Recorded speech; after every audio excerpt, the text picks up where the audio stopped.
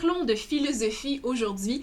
Je vous présente mes 4 commandements de l'artiste. C'est une série vidéo que j'avais faite au tout début de mon parcours artistique et je les revisite aujourd'hui parce que je me suis rendu compte que c'est des conseils extrêmement utiles que je répète constamment à mes étudiants. Si vous êtes capable de mettre en place ces 4 attitudes-là, votre apprentissage du dessin va être tellement facilité, votre vie va être vraiment meilleure.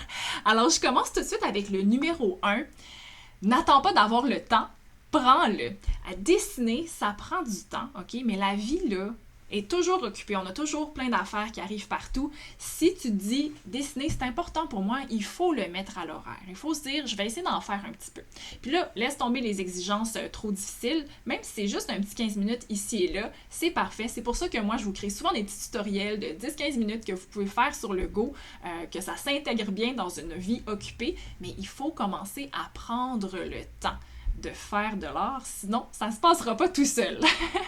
Mon deuxième commandement, c'est oublie-moi ça, le perfectionnisme. Et la vérité, c'est qu'on en est tous gravement affectés. On veut que ça soit parfait, on veut que ça soit beau, puis on a honte quand c'est pas beau, on veut pas le montrer, tellement que des fois, ça nous empêche de même essayer. La vérité, c'est que regardez les oisillons, les mamans oiseaux, les jettent en dehors du nid, puis arrange-toi, puis vole. C'est la même chose avec nos enfants, qu'on essaie de leur apprendre à nager. Bon, c'est sûr, on leur met des petits flotteurs, on voudrait pas qu'il arrive un accident, mais là, tu le pêches dans la piscine, il faut bien qu'ils apprennent, il faut bouger, il faut juste essayer. C'est la même chose avec le dessin. Il faut pas attendre de le savoir avant de le faire, il faut se lancer puis accepter que la première fois, ça va avoir l'air tout croche, mais à force d'en faire, ben, ça va devenir de mieux en mieux. Puis, on va laisser tomber l'idée d'être parfait du premier coup, mais un jour, ça sera beaucoup mieux. Mon troisième conseil, c'est la patience et c'est l'humilité. Okay? La patience, parce que le dessin, ça s'apprend pas en un jour. En fait, ça prend vraiment plusieurs mois. Ben, en fait, on peut voir des résultats rapidement en quelques heures de travail, mais si on veut vraiment viser les plus beaux portraits du monde, ben, ça va prendre probablement plusieurs mois, même peut-être quelques années, parce que c'est long de bien maîtriser, il faut le comprendre, mais il faut le faire. Alors, il faut être très patient. Une autre chose, c'est qu'il faut être humble parce que des fois, l'apprentissage, c'est pas comme ça. Des fois, ça monte un peu, ça descend, ça remonte, oh, ça redescend, là, ça marche pas, on est bloqué, ça remonte. Tu sais, l'apprentissage, c'est une épopée où il y a des hauts et des bas. Il y a des jours qu'on est moins en forme. Alors, si on se juge constamment puis qu'on se trouve... qu'on se rend compte qu'on se sent pas bon une journée, en fait, ça arrive, des jours qu'on se sent pas bon. Alors, il faut être assez humble pour dire, ben aujourd'hui... mon dessin n'est pas terrible, c'est pas grave, je réessayerai. Il faut vraiment avoir cette humilité-là. L'autre chose, c'est qu'on regarde souvent ce que les autres font, mais la réalité, c'est que le dessin, c'est un parcours personnel. Et j'ai beau passer des heures à regarder ce qu'un autre artiste fait, si moi, je mets pas mon temps pour l'apprendre, ben je vais pas avancer. Et des fois, on est moins bon que d'autres personnes.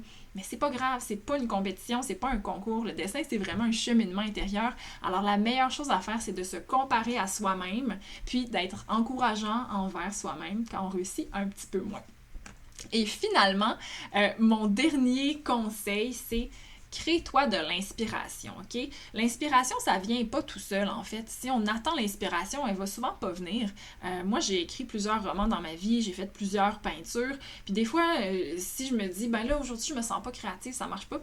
En fait, en ayant une méthodologie, c'est beaucoup mieux pour moi pour m'aider à m'inspirer. Alors souvent, ce que je vais faire, une journée où je me sens pas créative, ben, je vais aller sur un site, je vais chercher des idées de dessin ou des idées de référence que je trouve belles, puis je vais les mettre dans une liste. Puis là, je vais commencer à penser à des choses que je pourrais faire peut-être plus tard. Puis là, dans une journée où je me sens peut-être un peu plus pépée, ben là, je vais reprendre ça. Puis j'ai déjà fait une recherche, j'ai déjà des idées qui nourrissent mon imaginaire.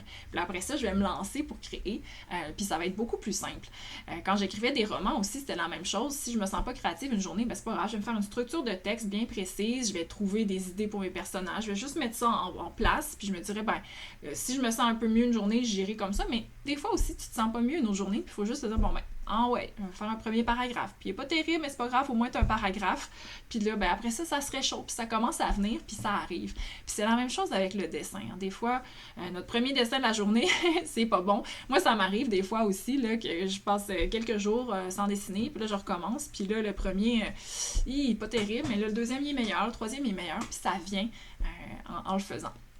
L'autre chose, c'est que si vous êtes constamment en train de vous inspirer en regardant Instagram, Pinterest ou d'autres artistes, mais ça va comme flotter dans votre tête en tout temps, puis ça donne lieu à des moments comme ça, là, d'idées géniales qui vont sortir un peu n'importe quand, dans la douche, en vous promenant. Alors ça crée un univers créatif qui va vous accompagner partout. Alors voilà, c'était mes commandements. Je vous les ai résumés très vite, mais si vous voulez les découvrir en détail, vous les aurez à l'écrit sur le blog. C'est vraiment des maximes ou une philosophie qui va vous aider à apprendre dans le plaisir. Laissez tomber l'obligation de performance, puis concentrez-vous sur le cheminement. C'est vraiment ça qui fait le plaisir du dessin, puis qui peut vous faire grandir dans cette discipline. Alors merci à tous, profitez-en bien!